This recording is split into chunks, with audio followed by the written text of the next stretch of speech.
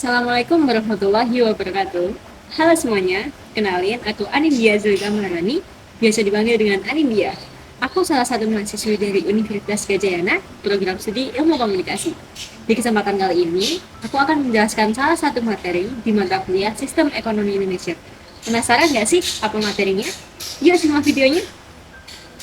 Di sini saya akan menjelaskan hasil analisis saya tentang pendapatan dan sistem pemasaran salah satu usaha ayam geprek di Kota Malang. Apa sih itu BEP?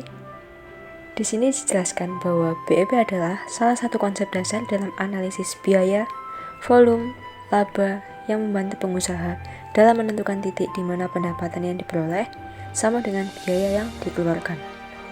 Di dalam konteks UMKM, pemahaman tentang BEP ini sangatlah penting karena dapat menjadi panduan dalam pengambilan keputusan terkait harga jual, volume produksi, strategi pemasaran, dan kebijakan operasional lainnya. Jadi, dapat disimpulkan bahwa BEP adalah titik di mana impian dan realitas bertemu, di mana bisnis mulai menemukan jalan untuk bertahan dan berkembang. Ayam geprek merupakan salah satu produk kuliner yang sedang populer di kalangan masyarakat, terutama generasi muda. Di Malang ini adalah area perkampusan, dan banyak sekali mahasiswa.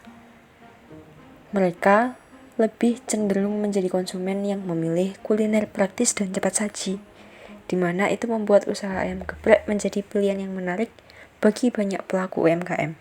Sebelum masuk ke materi, berikut adalah pembahasan yang akan kita ulas di sepanjang PPT nanti. Untuk yang pertama, hasil analisis perhitungan BEP yang saya dapat terhadap salah satu usaha ayam geprek di Kota Malang. Untuk yang kedua, berapa keuntungan yang didapat, dan yang terakhir, saya akan memberikan kesimpulan dan saran menurut opini saya terhadap hasil analisis yang saya dapat. Berikut ini adalah contoh perhitungan biaya tetap untuk salah satu produk usaha ayam geprek di Kota Malang. Biaya listrik sejumlah 100.000 per bulan, biaya penyusutan alat 20.000 per bulan, dan untuk biaya lain-lainnya seperti bensin, sabun pembersih, maupun yang lain sejumlah 100.000 per bulan. Jadi, ditemukan total biaya tetap per bulan 220.000. Dan untuk menemukan total biaya per hari 220.000 dibagi dengan 30.000 sama dengan 7.333 per hari. Di dalam tabel fixed cost diketahui bahwa biaya penyusutan alat adalah sejumlah 20.000 per bulan. Biaya penyusutan alat tersebut diperoleh dari perhitungan berikut. Timbangan jumlah 1 dengan harga 100.000, blender berjumlah 1 dengan harga 200.000, pisau berjumlah 2 dengan masing-masing harga 10.000 dan dengan jumlah 20.000, talenan berjumlah 1 dengan harga 10.000, cobek berjumlah 1 dengan harga 100.000, kompor berjumlah 1 dengan harga 200.000, wajan berjumlah 1 dengan harga 30.000, dan yang terakhir, panci berjumlah 1 dengan harga 50.000. Total investasi alat seluruhnya adalah 710.000. Untuk mengetahui biaya penyusutan alat per bulan adalah bisa dengan menggunakan rumus total investasi dibagi dengan umur alat. Jadi, 710.000 dapat dibagi dengan 36 bulan, di mana itu ketemu hasil Rp19.722 per bulan dan dibulatkan menjadi 20.000 per bulan. Dan untuk berikutnya adalah bagaimana cara menentukan variable cost. Berikut ini adalah contoh perhitungan biaya variable cost. Biaya bahan baku sendiri itu meliputi beberapa bahan baku yang dibutuhkan.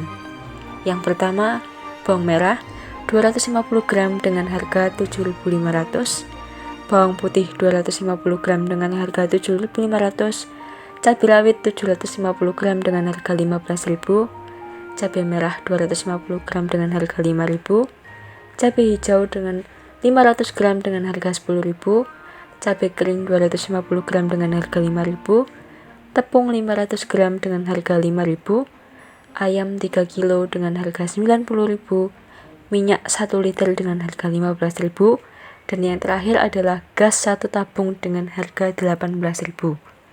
Untuk yang kedua, ada juga biaya pengemasan. Untuk kemasan sendiri, usaha ayam geprek ini membutuhkan 30 pieces kardus dengan harga masing-masing kardusnya adalah Rp500, dan untuk seluruh total kemasan tersebut adalah Rp15.000.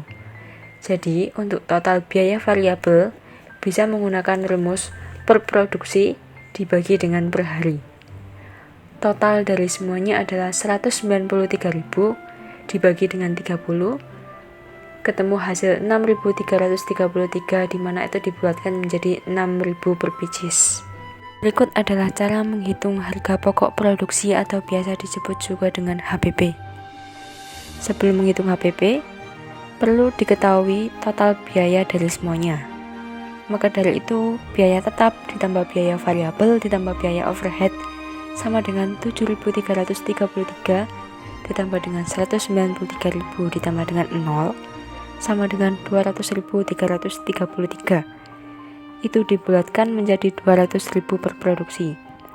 Maka, perhitungan HPP dengan rumus total biaya dibagi dengan jumlah produk sama dengan 200.000 dibagi dengan 30 sama dengan 6.666 per pieces. Ini adalah cara menghitung berapa harga jual yang ditetapkan dan berapa pendapatan yang diperoleh usaha ayam geprek tersebut. Untuk harga jual sendiri bisa dihitung dengan menggunakan rumus HPP ditambahkan dengan laba, di mana itu 6.666 ditambah dengan 100% HPP sama dengan 13.332 dan dibulatkan menjadi 13.000 per porsi. Di dalam 1 bulan, Resto bisa memproduksi 1.050 porsi ayam geprek. Maka dari itu, penerimaan kotor atau omset dari usaha ini adalah 13.000 dikalikan dengan 1.050 porsi dan ketemu 13.650.000. Untuk pendapatan bersih sendiri memiliki rumus penerimaan kotor dikurangi dengan total biaya per bulan. Penerimaan kotor itu sendiri adalah 13.650.000 dikurangi dengan 200.000 dikalikan dengan 30 dan ketemu hasil akhir 7.650.000. Untuk mengetahui BEP unit dalam unit dapat dicontohkan seperti dalam PowerPoint. Diketahui suatu perusahaan memproduksi ayam geprek dengan ketentuan sebagai berikut. Fixed cost atau biaya tetap 220.000 per bulan, variable cost atau biaya variabel 6.000 per pieces dengan harga jual 13.000 per porsi. Rumus BEP unit sendiri adalah fixed cost dibagi dengan harga jual dikurangi variable cost. Jadi, 220.000 dibagi dengan 13.000 dikurangi 6.000. 220.000 dibagi dengan 7.000 dan ketemu hasil 31,4, di mana itu dibulatkan menjadi 32 porsi. Sekarang, bagaimana cara menentukan BEP harga dalam bentuk rupiah? Diketahui suatu perusahaan memproduksi ayam geprek dengan ketentuan yang sama dengan BEP unit dan dengan rumus BEP harga fixed cost dibagi harga jual dikurangi variable cost dikali harga jual, atau bisa juga dengan rumus hasil BEP unit dikali dengan harga jual. Maka dari itu 220.000 dibagi dengan 13.000 kurangi 6.000 dikali 13.000 sama dengan 220.000 dibagi dengan 7.000 dikali 13.000. Maka ketemu hasil akhir Rp408.200. Untuk yang terakhir adalah perhitungan mencari keuntungan yang diperoleh. Keuntungan itu sendiri memiliki rumus total penerimaan atau TR dikurangi dengan total biaya atau TC sama dengan 390.000 dikurangi dengan 200.000 dan ketemu hasil 190.000. Jika diasumsikan keuntungan ayam geprek ini setiap kali produksi sebesar 190.000, maka akan diperoleh keuntungan untuk 1 bulan sebesar Rp5.700.000. Untuk yang selanjutnya, bagaimana menghitung R banding C rasio? Dengan rumus total penerimaan dibagi dengan total biaya. 390.000 dibagi dengan 200.000 ketemu hasil 1,95. RC rasio dari restoran ayam geprek ini adalah 1,95. Artinya, setiap pengorbanan 1 unit menghasilkan penerimaan 1,95 unit. Dengan demikian, dapat disimpulkan bahwa usaha ini menguntungkan. Berdasarkan hasil penelitian usaha ayam geprek ini, dapat disimpulkan bahwa industri makanan, khususnya makanan cepat saji seperti ayam geprek, memiliki potensi pasar yang besar di kalangan konsumen yang mencari makanan yang cepat, enak, dan terjangkau. Penting untuk melakukan analisis biaya secara cermat, termasuk biaya bahan baku, biaya tenaga kerja, biaya operasional, dan biaya lainnya, guna memastikan keuntungan yang maksimal. Dalam PPT ini diketahui bahwa untuk memenuhi BEP unit industri, setidaknya harus menjual sejumlah 32 porsi dalam satu hari. Tetapi, usaha ayam geprek ini berhasil dengan jumlah produksi yang dihasilkan untuk satu kali produksi adalah 35 porsi ayam geprek. Dengan demikian, usaha ini dikatakan menguntungkan karena rasio keuntungannya terhadap biaya R banding C rasio lebih besar dari 1, yaitu sebesar 1,95. Saran yang dapat saya berikan adalah yang pertama, melakukan promosi dan pemasaran yang lebih menarik lagi. Dapat dengan memanfaatkan media sosial untuk mempromosikan usaha ini. Posting gambar dan video menarik dari produk dapat membantu menarik perhatian lebih banyak orang. Selain itu, bisa juga dengan jalin kerjasama dengan influencer atau komunitas kuliner lokal untuk meningkatkan exposure. Selanjutnya adalah peningkatan pada kualitas produk. Pastikan kualitas bahan baku dan proses memasak ayam geprek selalu konsisten. Pelanggan akan kembali jika mereka mendapatkan rasa yang sama setiap kali memesan. Yang ketiga, memberikan pelayanan yang ramah dan responsif. Berikan pelayanan yang ramah dan responsif kepada pelanggan. Pertahankan standar kebersihan dan kesehatan yang tinggi. Untuk yang keempat adalah inovasi.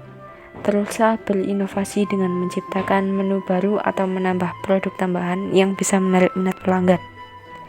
Seperti tambahan menu, minuman yang unik, atau dengan saus-saus yang spesial.